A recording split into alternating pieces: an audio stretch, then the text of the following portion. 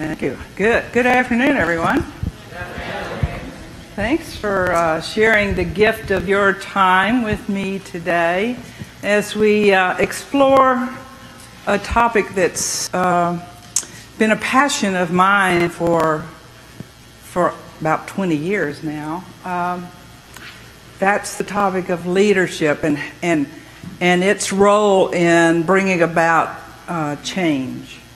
How do we grow ourselves as person-centered leaders? And I believe that that leadership is really... Okay, this is not working. It worked a minute ago.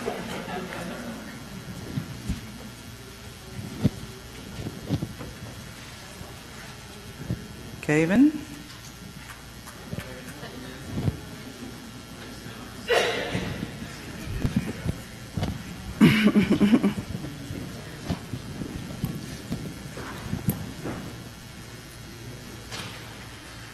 Not working, so we're going to improvise here. Leadership is an art, not a science. But like any art, there's a path to mastery in that art.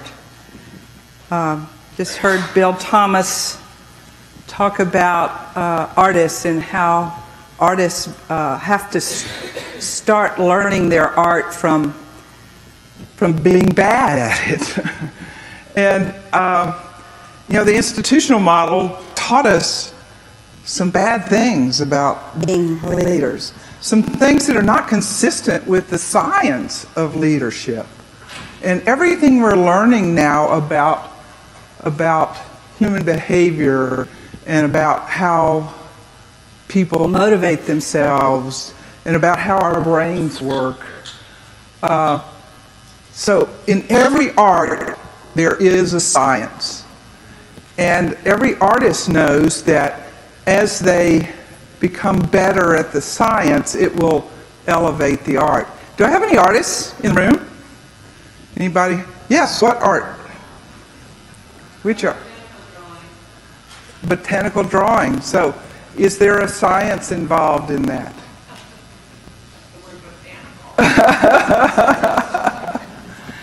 Yes, and understanding the anatomy of plants, right? Yeah, so any art, you take painting or music, martial arts, doesn't matter. They all use science to elevate the art. So what is the science of leadership, and what can we learn from that science? Well, here's some of the science of leadership: human behavioral psychology, organizational behavior, how do we behave in organizations, neuroscience, how does the brain work, and sociology, how do we behave in groups. So I will tell you, this is a disclaimer, I don't know anything about those sciences. I'm a student of leadership, and as Dr. Thomas said, I'm really bad at that. So I'm learning and trying to grow myself in a deeper understanding of the science so that I can be better at mastering the art of leadership. So just because I'm bad doesn't stop me from trying to learn more about leading, because I believe that leadership is the single determining factor of whether an organization can take this leap from the institutional traditional model of care to a person-centered or person-directed model of care. And through my 20 years in this movement, I have observed hundreds of organizations coming into this work, and some falling off, some making the leap. And every time I can trace it back to whether that organization was blessed with wise leadership, willing to grow themselves so that they could grow others in leadership. So As I've been reading and studying, I've come across three lessons in human behavior that are compelling to me as a leader in long-term care. And today I would like to kind of go down the rabbit hole with you, if that's okay, and explore these ideas a little bit further and how they impact us. And how, with a deeper understanding of them, we can elevate our own leadership ability. So here's the three lessons I've been learning. First, a vast majority of human behavior, both yours and others, is influenced and directed by things that happen at a subconscious rather than a conscious level. Just dwell on that for a minute. Human behavior is based upon context more than character. And finally, knowledge does not change behavior. So let's go a little bit deeper. As I've been pondering these lessons, or truths as I call them, I've been coming to a deeper understanding of what they mean in terms of my own leadership.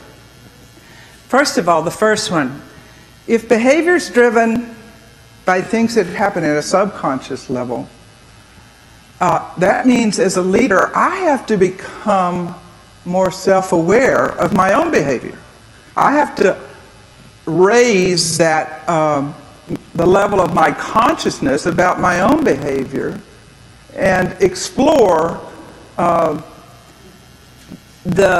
that behavior and my beliefs that are driving that behavior.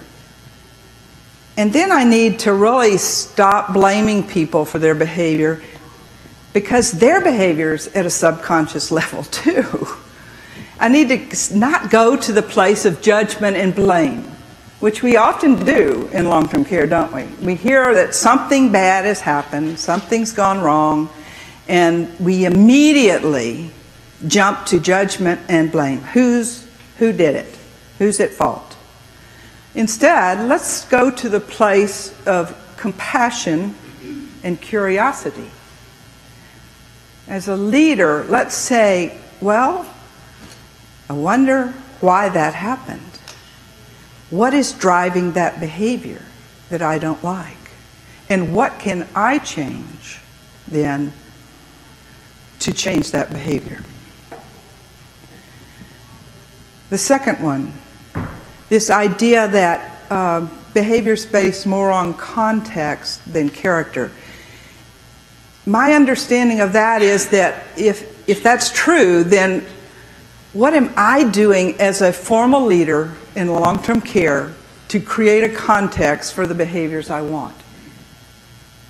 If the current context is getting behaviors that I don't want, what am I doing to change that context? And the third one, if knowledge does not change behavior, and it doesn't, if it did, we'd all be skinny. We would all exercise 3 times a week. We would all eat right, and nobody would smoke cigarettes or drive fast. But knowledge, we all have knowledge, but that doesn't change behavior. But that means I have to recognize what are the forces that are driving behavior, and I need to change those if I want to change the behavior. It doesn't mean I stop educating and re-educating and re-educating, but it means my education needs to include the why. It means I need to educate people to change beliefs, not just behavior, and we'll explore that more deeply. So let's go even further now. Let's take the first one. Things happening at a subconscious level rather than a conscious level. We want to believe that we are these rational thinking beings and that we are in complete control of our own behavior. Sometimes we even believe that we can control other people's behavior. But that is not the truth. What the science of leadership is telling us is that we have very little control over even our own behavior, much less other people's behavior. So we're driven to behave the way we do, and we're seldom in control. There's an automatic mind that takes over. We all have it. And it's a good thing we have it, because if we had to think about every little thing we do, we would never get anything done. Jonathan Haidt, who's the author of a book called The Happiness Hypothesis, he talks about the two sides of us as human beings. There's this emotional and automatic mind, subconscious mind part of us, and that's like an elephant. It's huge. It's big. And then there's this rational thinking, strategizing, planning part of the mind. It's right here in the prefrontal cortex. And that is like a rider. And all day long, the rider tries to control the elephant. But in any battle between the elephant and the rider, guess who wins? Yeah. The elephant's going to win. So emotions are not bad. We need them. In fact, there has been some research done with people who have had damage to that emotional limbic system part of their brain. And because they no longer experience emotions, they can plan all day, they can analyze this is better than this, but they can never move. They can never take actions. Emotion and motivation come from the same Latin word, to move. If you want to motivate people to move, you have to motivate them through their emotions. That's how we move. So the elephant's not bad, it's just that it's hard to control. And there's been a lot of research now about the rider, which is that executive control part of us, that willpower, that ability to self-discipline and try to control the elephant. And they've discovered that it's like a muscle, which is pretty cool, because that means if it's like a muscle, we can grow it. We can make it stronger. And there's a lot of companies now, not in long-term care, but companies that use that rely on a lot of entry-level workers who often come with very little self-discipline. They've never been taught it. And they've never had the opportunity, because of their life experience, to grow that muscle, that self-discipline muscle. So there are places like Starbucks that their managers are now working very closely with new employees to help them imagine what those trigger points might be in their day, and have them journal about them and come up with other strategies for dealing with them other than quitting your job or yelling at the customer. So they're learning that you can grow that muscle. But on the other hand, that muscle gets tired. So that's why at the end of a stressful day, you go home and you yell at your children and you eat a pint of ice cream and drink a bottle of wine.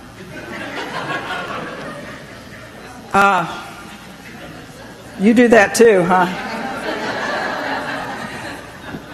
The rider gets tired of trying to control the elephant all day long. Yeah. So it's important for us to understand this emotional side of us is there. And if you're going to move people, you got to move that emotional side. This is a model that I've been using to really understand what's happening at a subconscious level and how that is driving our behavior. What's driving our behavior as human beings? If it's not my rational mind, what is it? Well, we all come into the world with the same needs. Doesn't matter who you are, where you're born, we have the same basic human needs. And for our purposes here, I'm using the Eden Alternative well-being needs, and here they are in hierarchy. Identity, connectedness, security, autonomy, meaning, growth, and joy. And tomorrow in the session I'm doing with Eden, we'll be exploring these a lot further. But everything we do in our life is working toward fulfilling those needs. So, but when we come into this world, we all have the same needs, but we have no beliefs. I have a 5-month-old granddaughter. She came in this world without any beliefs on her belief window. As she grows, as we all grow, we start, because of who our parents are, their beliefs, what they share with us, our experiences, we all start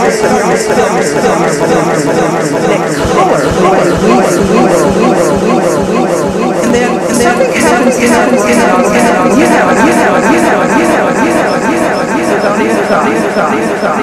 but from those beliefs, perceptions that we're looking at the world through, your mind automatically creates a set of rules, a paradigm.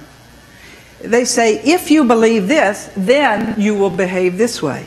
So all of our behavior then is really driven by our perceptions, the way we're seeing the world, those paradigms. And that's an automatic function in your brain. And then, of course, whatever our behavior is, it leads to some kind of result.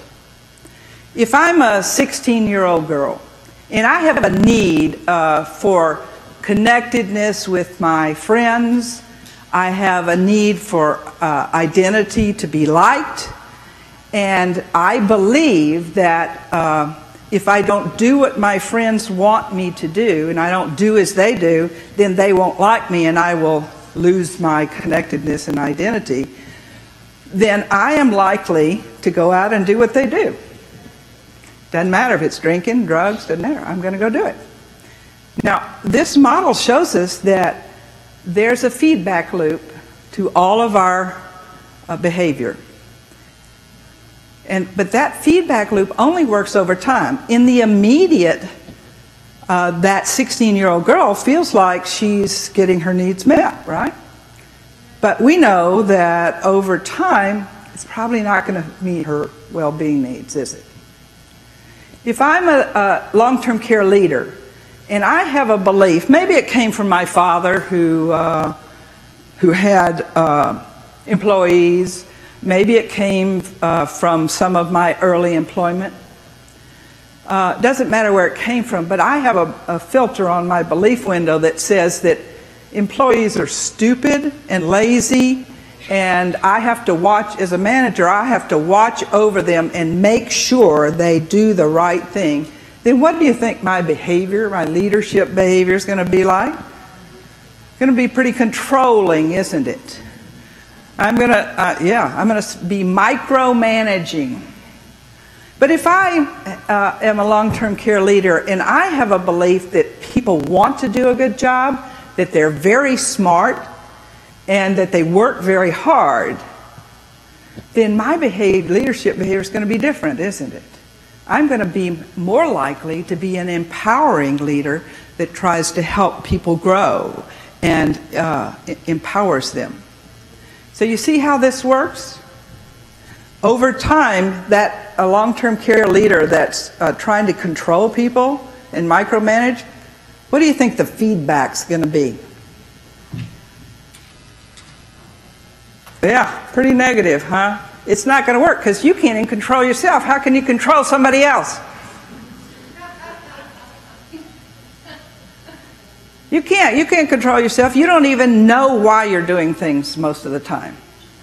We have this, the writer has the ability to do something called confabulation. That's to make up excuses for the elephant's behavior. And we become very good at it. But if we can't control ourselves, how can we control other people? So the empowering leader, what do you think over time is the feedback going to be? Okay.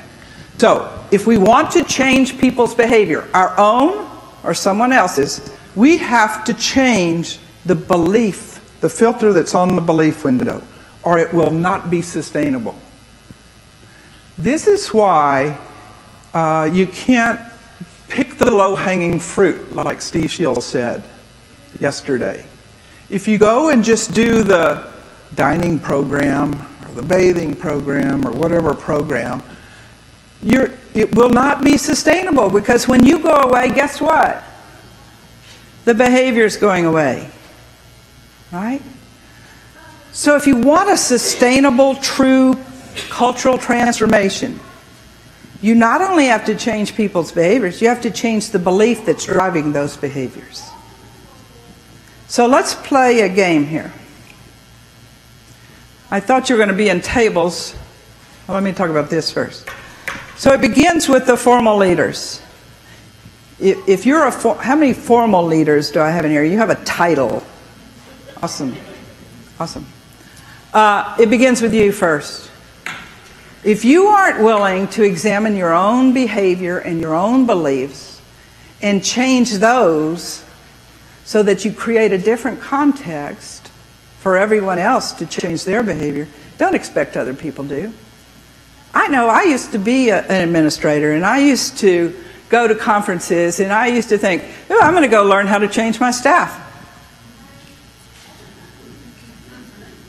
And then somebody woke me up and said, wait a minute, look in the mirror.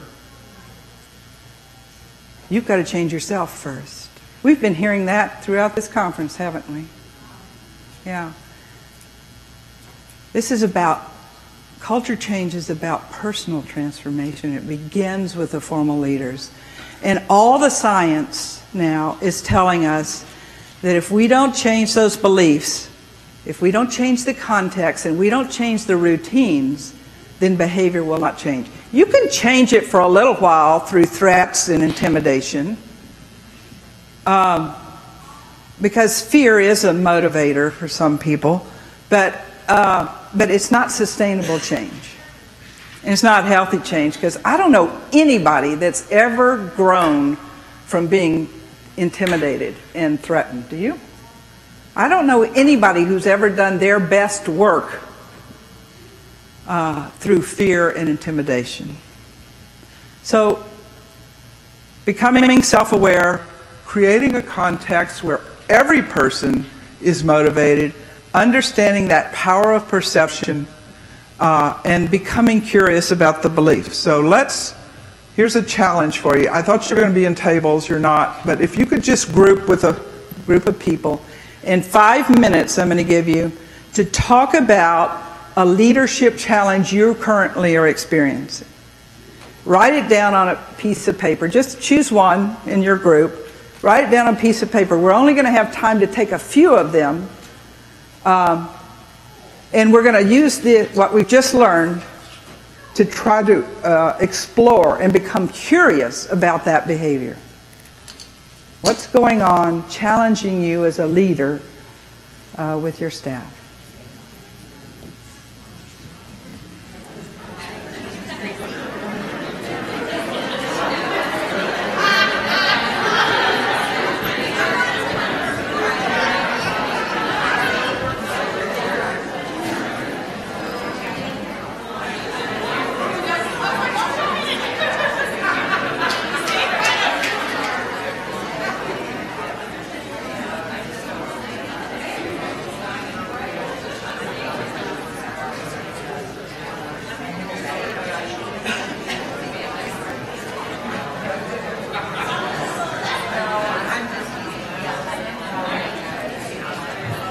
I've got some down there. I think I'll just pull it up here.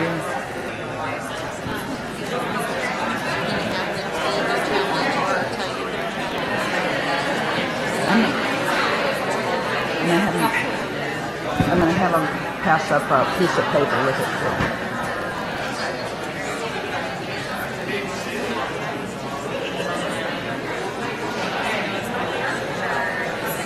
Thank you so much. I don't know why this is not working. Yeah, now it's working.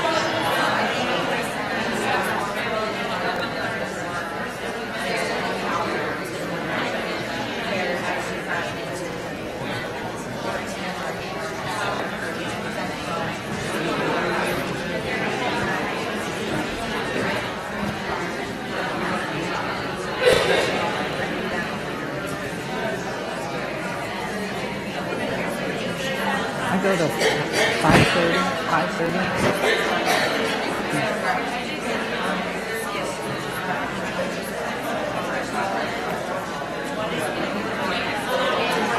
I think I have this working.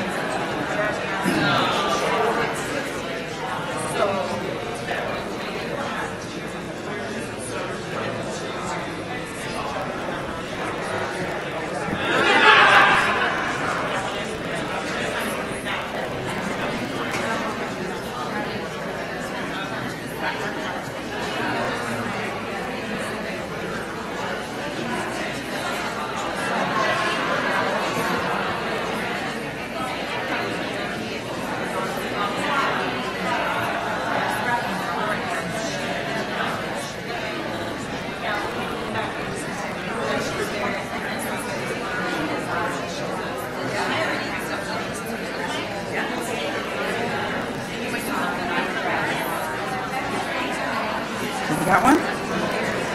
I'm only going to be able to take a couple of them. Thanks.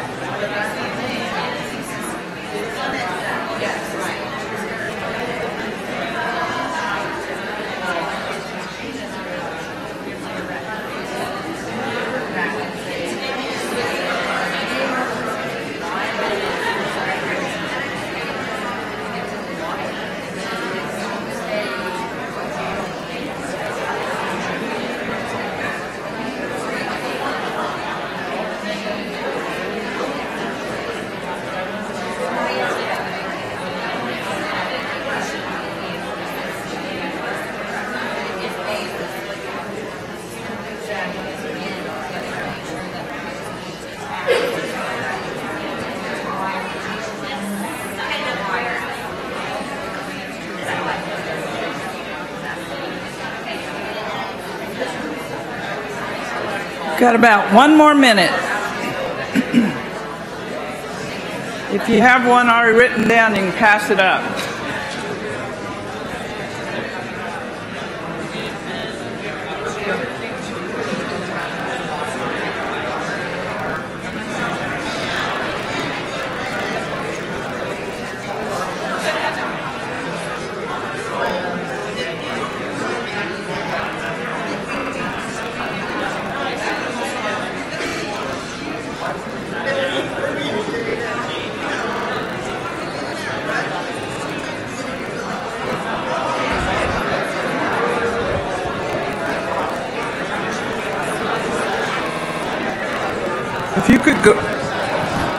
If you could go ahead and write down your challenge.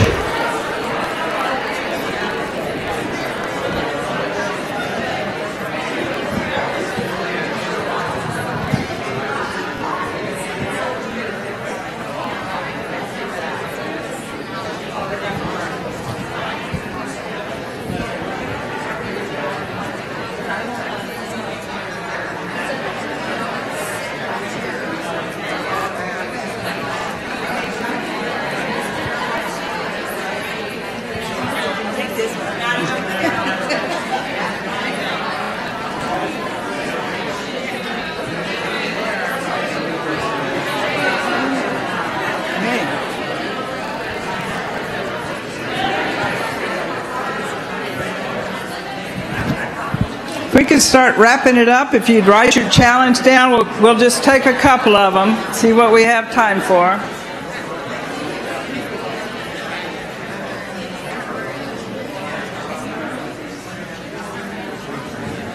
All right.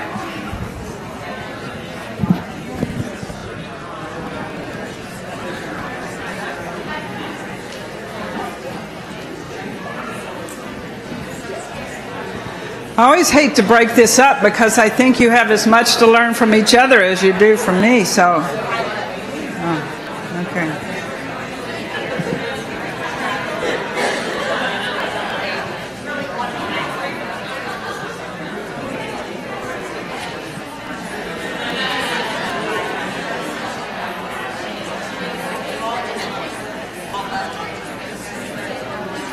All right, if we can come back together, if you have any others, just pass them up. We'll see what we can do here.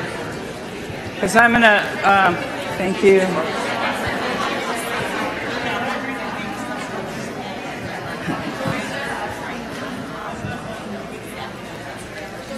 All right. Thank you. Thank you. All right.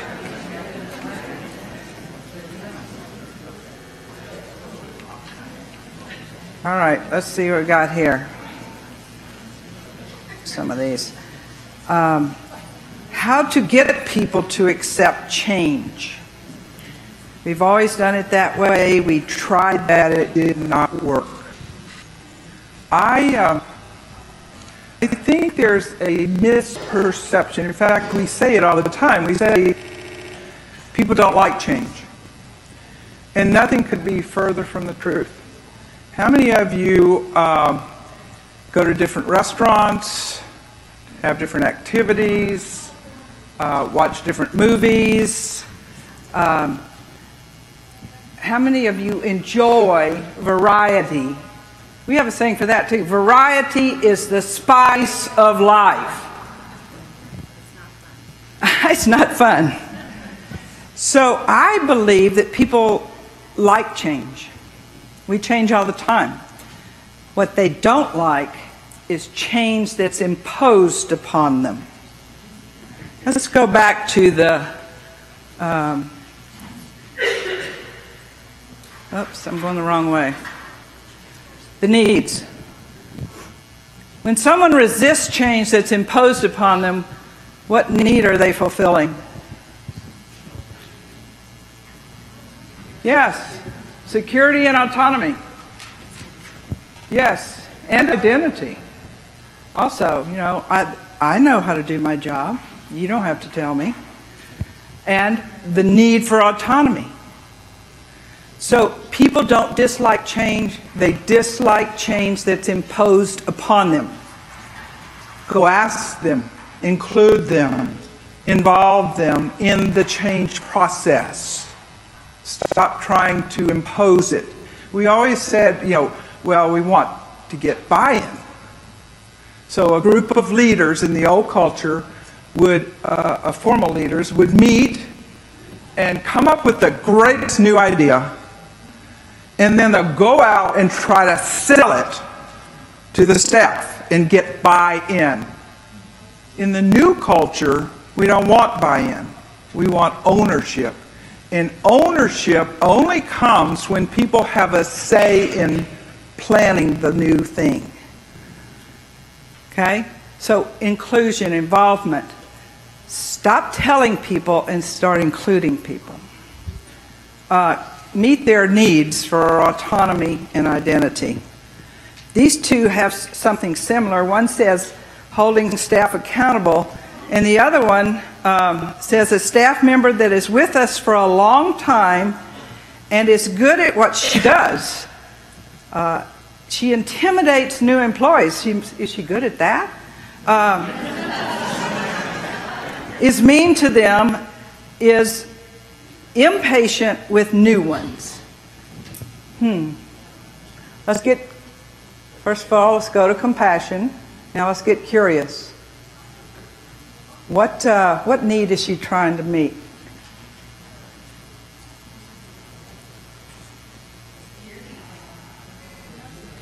Security.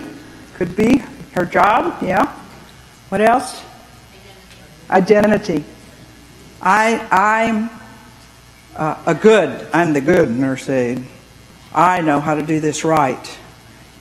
You new ones don't know what you're doing. So, is that need over time, is that behavior over time going to meet her needs? I have to ask this. Why do you have someone working with you that is mean and intimidates other people? And I'll talk about this in a minute, but this is grandmother's house. And there's a higher standard of conduct and behavior at grandmother's house. And it's up to the formal leaders to uphold that. Isn't it part of competence in being a caregiver? Isn't part of competence to be kind and compassionate and patient and tolerant and forgiving? If she can't be that, why is she there?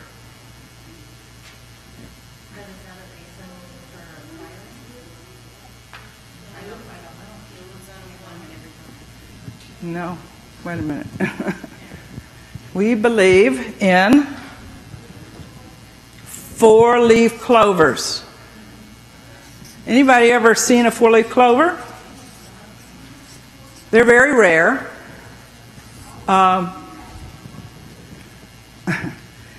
There's one 4-leaf clover for every 3-leaf clover. They're very rare, but they're very precious. And they say, there's a legend, that when you find a 4-leaf clover, you are lucky. Right? Well, we've been settling in long-term care. Somebody convinced us that we're the stepchildren of healthcare and that we had to settle for the dregs. And so we have allowed people to continue to work in our care communities in grandmother's house who are unwilling or unable to grow. We settled. And we need to stop settling because grandmother doesn't deserve that. She deserves a whole house full of 4-leaf clovers. What's a 4-leaf clover? Someone who is competent, someone who is reliable. They do what they say they're going to do. You can count on them. Am I spelling this right? Someone who is accountable. That means they own their mistakes and they try to grow from them and learn from them. And someone who has a great attitude. I want you to imagine for a minute that you tomorrow wake up and you're living in your care community and you are dependent upon someone else for your most basic needs. Now that person walks in angry. I don't care who she's angry with.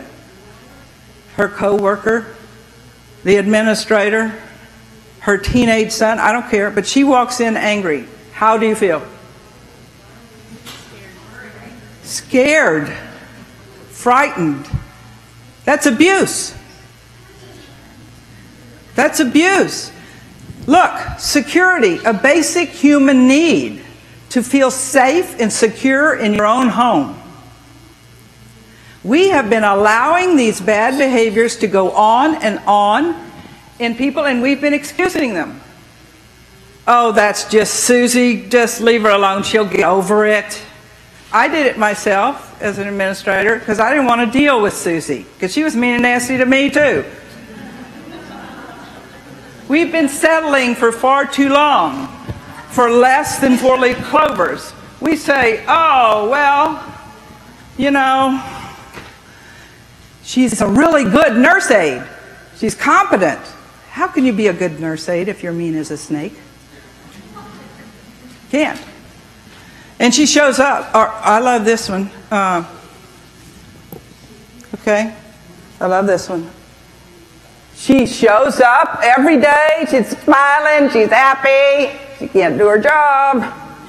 She's blaming everybody else when she makes a mistake. She's got such a great attitude. We've got to stop settling. Our elders don't deserve it. So some of that, I would try to help that person who's gotten into this pattern of being ugly. I would not just say, you're out of here. I would say, wow, you know what? You're a 3-leaf clover. Wow, that's fantastic. You're competent, you're reliable, you're accountable, but your attitude sucks. What are you angry about? What is upsetting you? Why are you mean to people? And let's have a conversation about it. I want you to be a 4-leaf clover, and I know you can be one. What do you need from me to help get there? But we're not going to let you be less than you can be. Stop settling, because you're not serving that person by letting her be less than she can be for the world. Accountability is not punishment. It's caring. It's helping another to grow. You're only protecting yourself when you fail to talk to the mean as a snake CNA. You're only protecting yourself. You are not protecting the residents, you're not protecting the new staff members that come in, and you're not protecting her. You're not serving her. She probably has a good heart that she's put this hard core around to protect herself somehow. Find out what is her belief that's driving that behavior. What need does she think she's fulfilling through that? And try to help her grow into a 4-leaf clover. She can be one. All right. You with me? Where am I?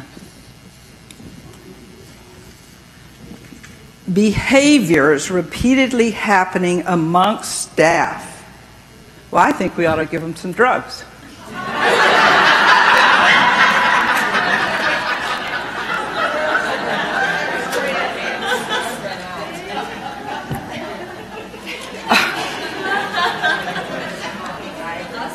I'm guessing that means some behaviors you don't like, I'm guessing. Being accountable, yeah. It's a function of leadership.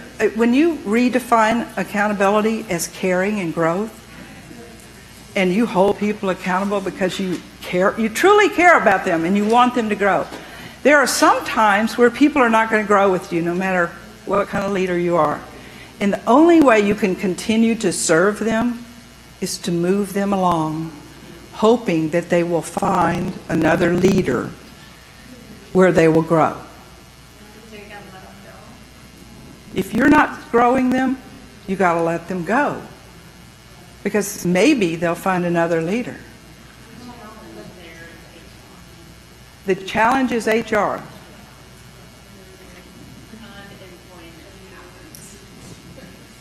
Yes. There's cause. They're scaring your elders. It's scary. It's abuse. Then you need to report it to the state if you're not going to do anything about it. Every time they walk into a room angry, or they yell in the hallway at a coworker, whatever that behavior is, you need to call the state and report it as abuse. This is grandmother's house.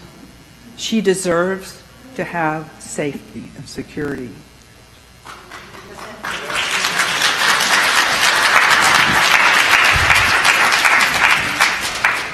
One more. I mean, I'm an advocate for the residents and stuff, and that it is their house. That's why I struggle with the repetitive behavior. Can everyone hear her? I say I'm an advocate for the residents, and it's being their home. That's why I struggle with the repetitive behavior. So to move. Educated. Right, right. I've educated them, I told them, right. But if they still don't change and the behavior continues to happen, I can't wait for them to find a new leader. Because I want it to be... Then you need to change the context so the behavior will change. You need to sit down and talk to them. Yes, you need to change. And we're going to talk about that in just a minute. So, last one, getting staff to follow dietary process. Okay. Have you asked them why they're not doing it? Have they been able to shape the process? No.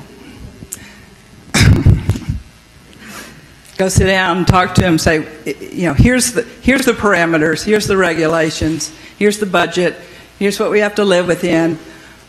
What's the best way to do it? You don't have to have the answers, you have to have the questions.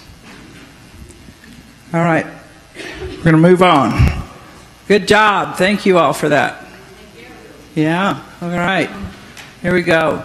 Let's explore number 2 more. Context versus character. They're actually, human behavioral psychologists have come up with a term for what we do as managers when we believe that that all behavior is based on someone's character. I used to believe this. I mean, I can remember standing in my office bemoaning the fact that the state didn't pay us enough money to hire the right people, or there's just no work ethic anymore. And then I found out that the problem wasn't them, it was me. So they call it a fundamental attribution error, that we assume that character is this all-encompassing thing, and if I can hire the right person of good character, they will always do the right thing, when in fact that is not true. Study after study has shown that people behave based on context more than their character. So there was a famous social science experiment done in the 1950s, so we haven't been paying attention. We have to wake up. A robber's cave in Oklahoma, my Oklahoma friends here, and they took some 11-year-old boys who all were, it was a homogeneous group of 11-year-old boys. They were all raised with the same values, same families, you know, same rural Oklahoma. And they took them all to Robber's Cave and they separated them for 1 week.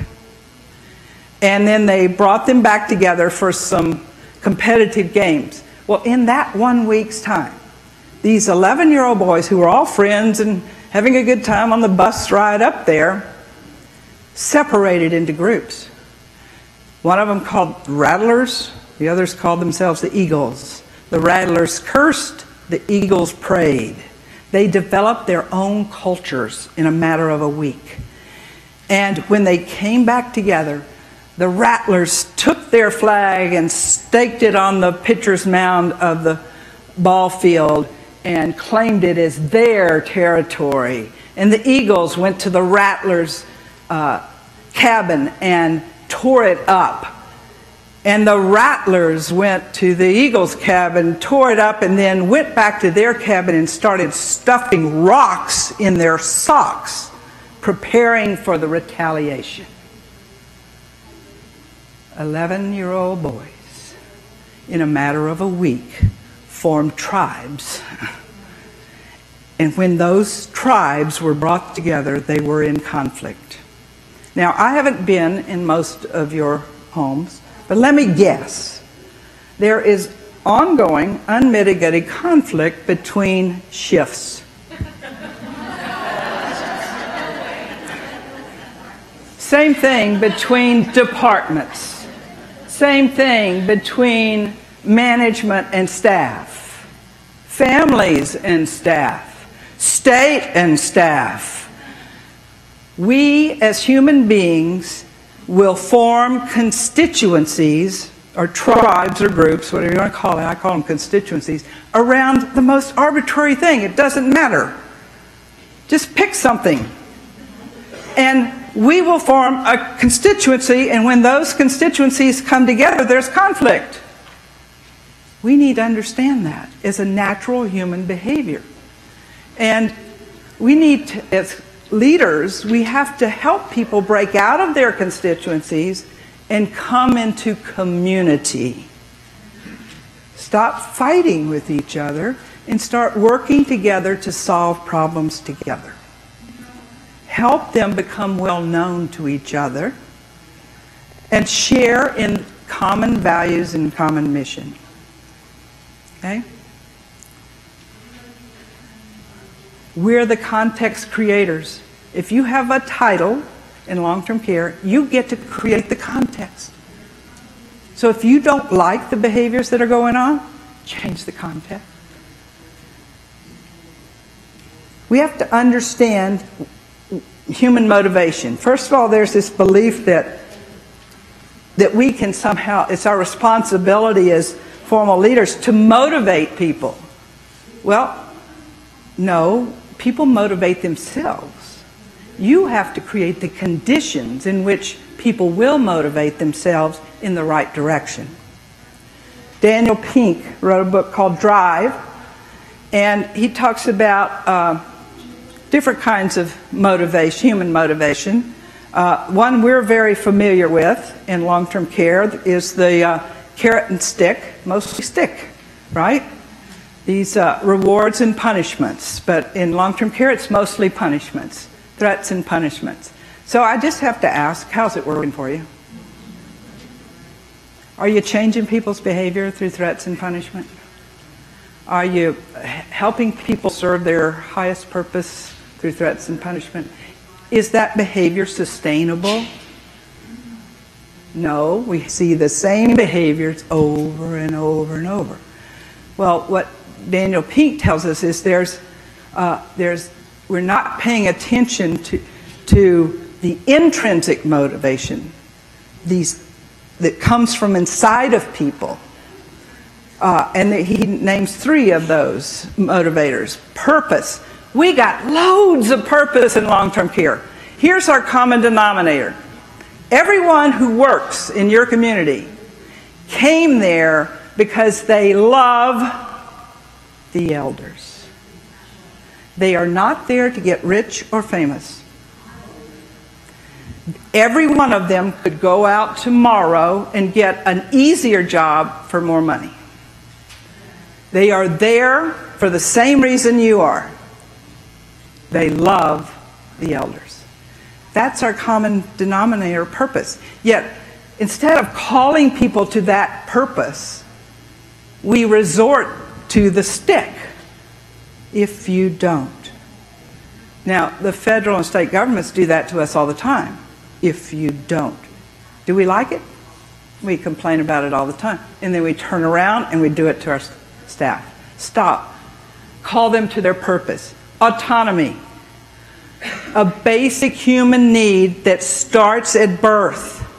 I know I have a 5-month-old granddaughter. There she is. She says, "Happy summer." Her name's Riley. And Riley is asserting her autonomy at the age of 5 months. She is letting her parents know, and to my delight, she is letting her parents know what she wants and what she doesn't want. Very loudly at times. So autonomy, it doesn't change. The need for autonomy doesn't change because you become old. Or you work in a nursing home.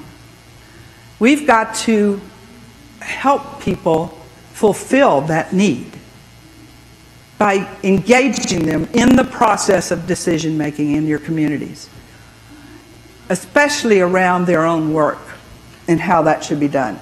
And then mastery, this need to continue to grow and become good at something. And I'm not talking about career ladders here. Where the CNA becomes the LPN, becomes the RN, becomes the ADON, becomes the DON, becomes the administrator. No, not everybody wants to do that. There are people who are perfectly happy being CNAs. And that's with their career choice. There are people perfectly happy being housekeepers. That's their career choice. How do we create a path to mastery, a way for them to grow in their chosen profession? We've developed at Vivage, we developed something called the Neighborhood Guide, where we're training people, our managers, to grow self-managed teams, cross-functional self-managed teams, which is giving people new skills that they need to work together in teams and to be able to manage themselves. We've licensed that to the Eden Alternative, and that training is now available if you go on their website. 30 one-hour modules that help you grow people. Mastery. There's Lile again. Okay, there's a lot of new research on scarcity and the scarcity mindset. And actually an economist and a human behavioral psychologist work together on this research. And what they're finding is astounding. And I'm talking about scarcity mindset of anything. I don't care whether it's resources, money, food. If you're on a diet and you have a scarcity mindset, I can't eat what I want to eat. It doesn't matter what the scarcity mindset's about. It has the same impact on us. They've shown that scarcity mindset actually lowers our intellectual capacity. So we may have started here with an IQ here, but when we get into a scarcity mindset, our IQ drops. And our executive control, or our self-discipline, that rider muscle, weakens. That's huge. How many of the people that work in your care communities live in scarcity mindset? They can't think when they are stressed about paying the bill, the water bill that's due today, or my water's going to get cut off. It lowers their intellectual capacity. They're not able to problem solve and think through things because they're in that stress mode. They've also shown that scarcity actually breeds scarcity. When you think you're in scarcity, it creates scarcity. Leaders have to break out of this scarcity. And I hear it all the time in our leaders, in our homes. I don't have enough time. That's a scarcity mentality. Time scarcity. Do you ever say that? Yeah. We don't have enough money. We can't afford that. In fact, I've said, and continue to say, that the most dangerous words a manager can say is, we can't afford that. What is that? What is that message? What is the context you're creating for your staff? What are they hearing? We're not stable. We're not good enough. We're not invested in them or the residents. All we care about is money. Management doesn't care. Where do you think they got that belief on their belief window? From us, saying things like, we can't afford that. Stop saying that. Yes, I know we live in a chronically underfunded system. Yes, I know we fight every day for every penny we make. Yes, the budgets are tight, but stop saying that. If somebody comes to you and says, we would really like to get this, say, well, if you all think that's important, let's gather together and talk about how we can make that happen. Share budgets with them. Talk to them about parameters that you have. Every one of them lives in a budget. Unless you have some kind of place where you're paying people a whole lot of money that I don't know about. No, every one of them manages a household with a budget. They understand that. Teach them what your constraints and your parameters are. And stop saying, we can't afford that. What happens when you create that scarcity mindset? I've seen it all over. You have any hoarding going on? People hide supplies and linens up in the ceiling. Washcloths up there. That scarcity mindset creates behaviors. It creates a distrust between the caregivers and management, and it creates hoarding, and it widens that divide. Yes, please.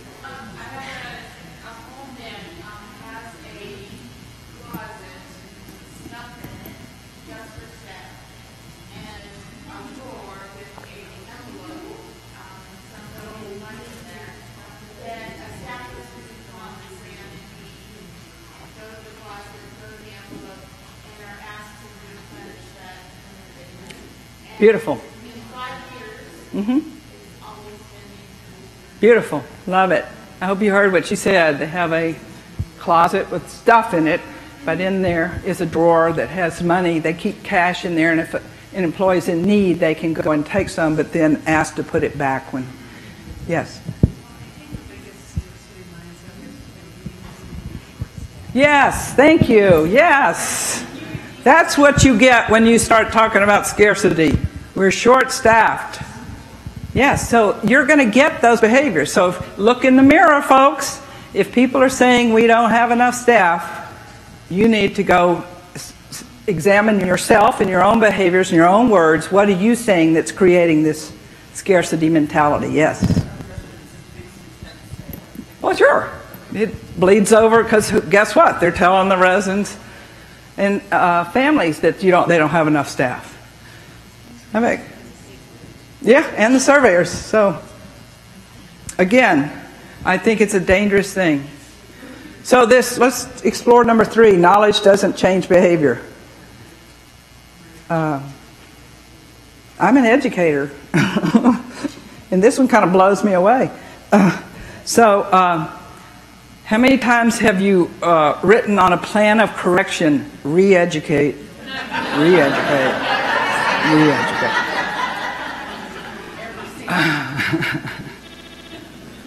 So that doesn't mean you stop training. It just means you need to combine your education with the understanding of the why and the understanding of the power of habits on our behavior.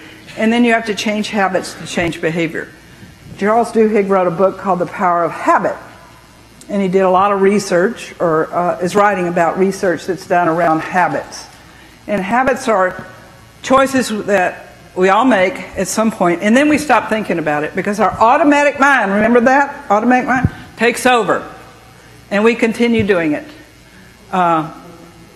every day.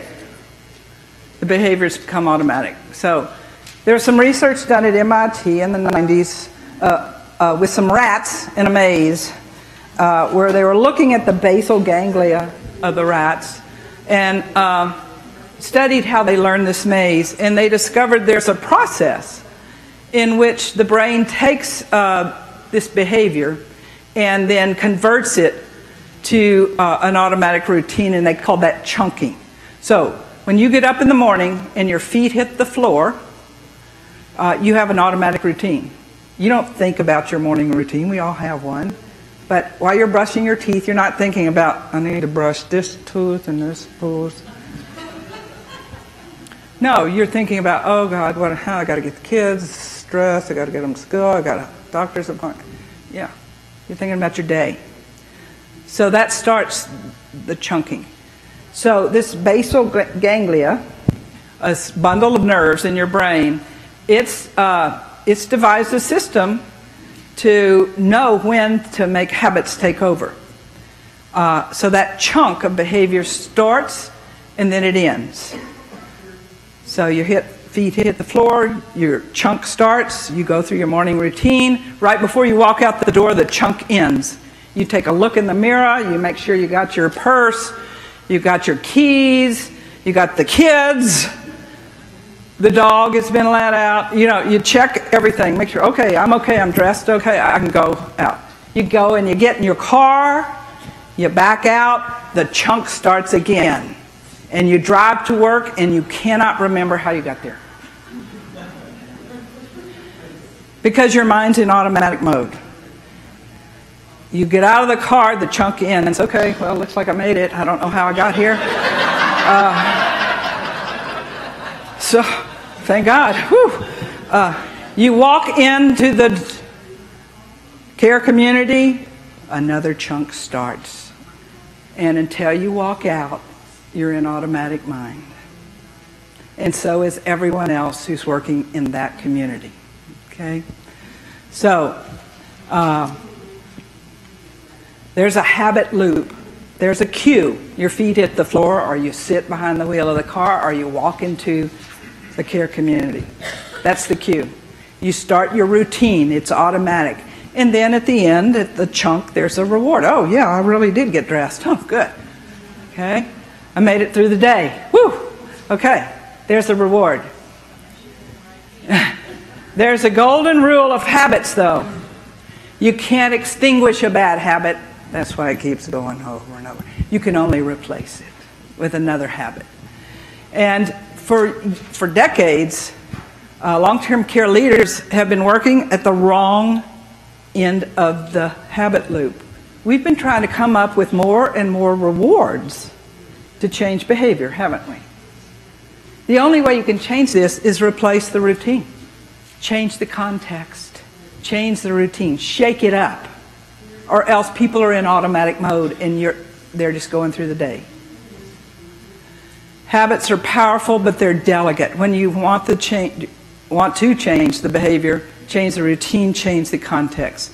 We've come up at Vivage with 5 keystone habits. And a keystone habit is the kind of habit where if you change that habit, it starts a domino effect and starts changing other habits.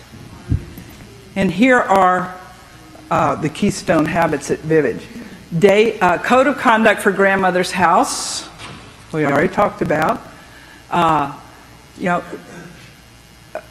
There's a higher standard of behavior, a higher standard of dress, a higher standard of language when you go to grandmother's house. We all know that. I have grown children who have children of their own, and when we go to my mother's house, they call me up and they say, "What should I wear?" They cover up their tattoos. Their language improves. Their manners come out. Yes, ma'am. Yes. This is how many grandmothers and grandfathers do you have living in your community? This is their home.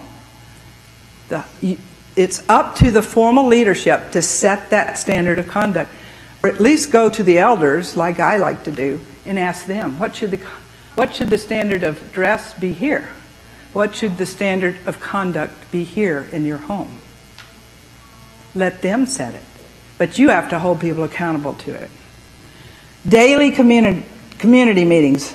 Thank goodness for Barry and Deborah Barkin, who came up with the daily community meeting. This is saying you're breaking the routine, because what you're doing every day is you're bringing the elders and staff together, but you're giving the elders a voice in that community. In some of our communities, I'll say one in particular, Parkview Care Center. Is Holly Raymer still in the room? I saw her walk in. It's back there. An amazing person-centered leader who turned this home around. One of the unlikeliest places in the world for person-centered care to take hold. An old physical plant in the hood in Denver. Let me say this, there's nothing like a park anywhere around Parkview. What Holly did was institute 2 daily community meetings, because half the population that lives in this home are younger, chronically mentally ill, people who never had a home. This is their first home. The other half are Hispanic, Spanish-speaking only elders. How do you bring those 2 groups together? She has 2 daily community meetings, one in English, one in Spanish. A lot of times people go to both. And in that meeting now, the elders drive the decision-making in that home. If you're a vendor and you want to sell something at home, you have to go to the daily community meeting and present it. If you want to work there, you have to go to the elders. So They're driving the decision making. Everyone engaged in managing conflict. We have been allowing unmitigated conflict to go on for centuries. And like I said, if we continue that behavior, it's abuse. We have got to learn how to teach everyone to be good at conflict resolution, teach our managers and ourselves to be conflict mediators, and then we have to raise the bar and say, conflict's not bad. It's only bad when it's left to fester and blow up into something bad. It's good if we have the skills to manage it. So everyone needs to be engaged in managing that. The expectation now is that if you're in conflict with someone, you will go to that person and, using the skills we've given you, resolve it. If you don't feel safe and you need someone to create safety, we have mediators available. They will not solve the problem for you. They will create safety so the two of you can come together and resolve it. This is essential. I can't tell you how it dramatically changed the nature of your community. How much time, managers, are you spending on a handful of bad actors when you should be spending the vast majority of your day helping people to grow into four-leaf clovers? Okay? Giving them these skills and then raising the bar is imperative. Weekly leadership team meetings. Weekly at first, once the team is cohesive, then you could go to every 2 weeks. But these are not the morning meeting. These are not a business meeting. These are meetings where the team grows into a team, where you're doing the work of growing a leadership team with going to be one voice that cares for each other, and they support each other. It's vital. And then using learning circles and huddles as the means for communication. That changes the way we communicate now. And it's sending a very loud message that your voice counts. Every voice counts here. Just as the daily community meetings bring the elder's voice to the front, the learning circles and huddles make sure everyone is participating in the decision making in the home. There is an inconvenient truth here, and that's that we have to start growing ourselves and learning this science of leadership to improve the art of leadership. And that science is telling us, change your behavior. How am I doing on time? 15 minutes, so I can take questions, comments, other challenges that we want to discuss. I've never been early before in my whole life. I was madly rushing through, thinking I'm out of time. Yes? You know, I agree with everything you say. Okay. Hallelujah. How do you put it into practice where it works? Because most of us get interrupted 18 million times and our best intentions just get way. And your what? Our best intentions just get sidetracked. Okay. I'm going to go back to the keystone habits. Take one and implement it. Okay? If you don't change, if you keep doing the same thing and expect a different outcome, Albert Einstein says you're crazy. Okay? Take one of these and implement it. Just pick one and start doing it. And then that will free up some time then for you to start another one. Which one should they start? Holly? Yes. Start with your daily community meetings. You're saying the elders are in charge here. If you don't know how to do a community meeting, give me your card and we'll send you an agenda. They're very easy. And then they take on a life of their own, don't they, Holly?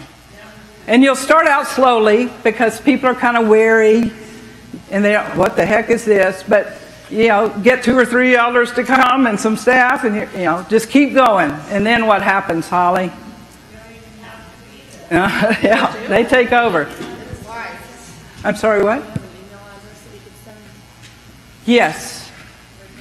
In Fox, like the animal, at Vivage, that's VIVAGE.com. I'll put it up here.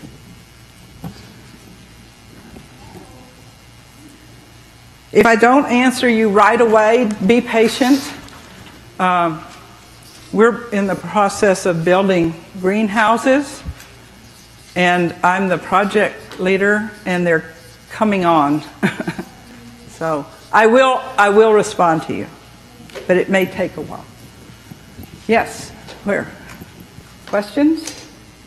Comments? Yes. Yeah. Good question. Yeah. Yeah. Right. Holly, what time have you been doing them? Well, curfew, we did it right after breakfast. You know, it's really loose there. So it was 9:30, but it was around the time for morning rounds for the staff so that they're part of this evening. I think it depends on what works for your home. I would go to the elders and staff and ask them what time works for you, where we can have 30 minutes to meet as a community. If that doesn't work, try a different time. But don't stop them. Keep going.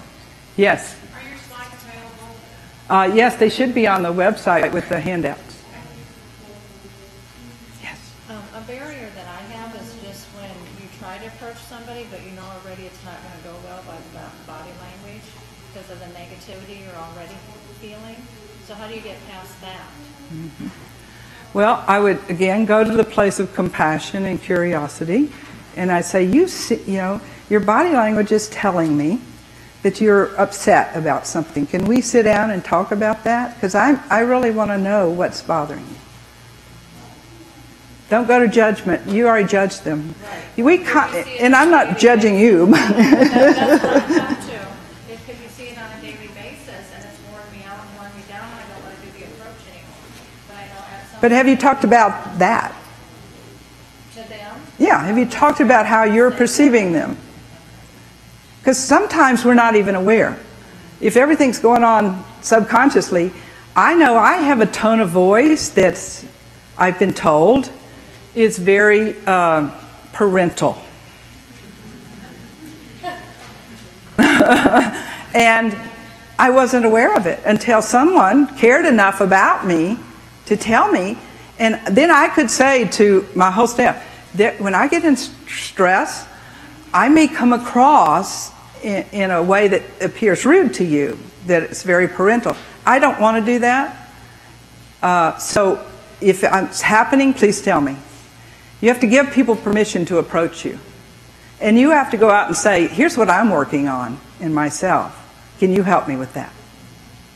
You have to be accountable too. You have to be willing to grow too. So you have to get uncomfortable. It is not comfortable to sit down and talk to somebody about how their body language looks. You look like you're pissed off all the time. So that makes you not want to. Yeah. Can you? Yeah. Yeah. Yes. Is there? That she's talking about, everybody but Brenda here has told her that. But you know what? Most people but Brenda get that. They don't get that same thing that you get. Then I would say, you know, are you unhappy? Because if you're unhappy here, I don't want you to be unhappy. I want you to be in a place where you can grow and be happy. Life's too short to go around in your work being unhappy. I'll tell you, 10 minutes, thank you. I'll tell you something that happened in one of our communities recently. A CNA, young CNA, got angry with one of the residents. She came out into the hallway and she screamed, top of her lungs, "I hate this effing place." Only she didn't say effing. So the administrator did an investigation, found out this really happened, called the CNA in and said, I would like to hear from you, what happened, and is it okay if I write down what you tell me? She said yes. And so the girl just went on a rant and just talked about how the resident was attention-seeking and so needy and always complaining, just off. When she stopped, the administrator said, "I'd like to read back to you some of the words you just said." And she read them back and she said, "It's obvious to me that you're not happy here. What do you love to do?" And the young woman said, "I love to work with horses." And the administrator said, "Well, I care so much about you that I want you to be happy. So I'm going to let you go. So you can follow your passion. I want you to call me within the month and tell me you've gotten a job working with horses." And the young woman wrote on her termination, "Thank you. I'm going to find my passion." Accountability is not punishment. It's caring. And when you can't fake it. If you genuinely care about people, you don't have to be ugly and you don't have to be nasty. They already feel badly enough they're losing their job. Why beat them down some more? Lift them up. Help them be the best they can be. Thank you for that. Others?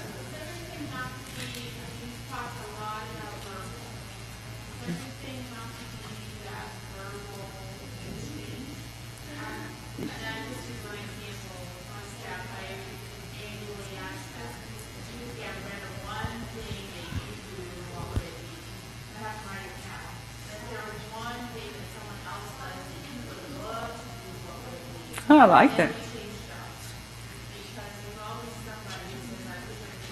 Yeah.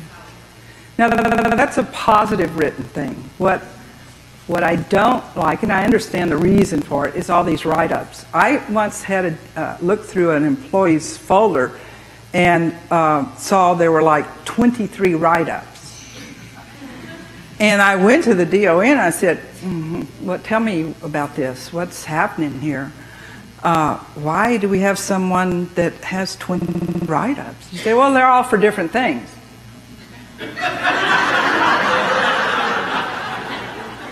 Okay. Why do we have someone with 23 write-ups? So I understand there's a paper trail that's necessary for legal purposes, but I don't start that paper trail until I have realized that this person is not going to grow with me. Because I think threats are demeaning and belittling, and they don't help people to grow.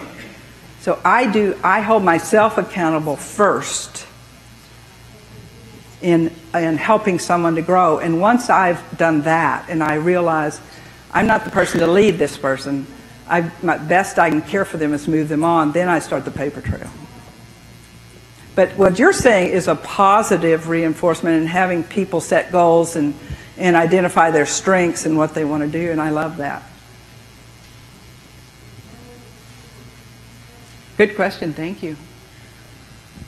Anything else? Well, I'm just honored to be among you and to have the gift of this time with you, and I just hope the very best for all of you in your growth as leaders. Thank you. Thank you, Nancy.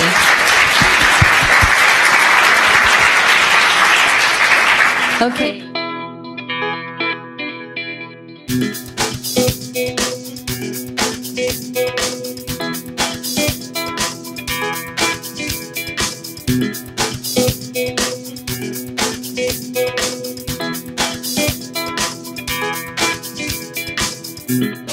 Thank you.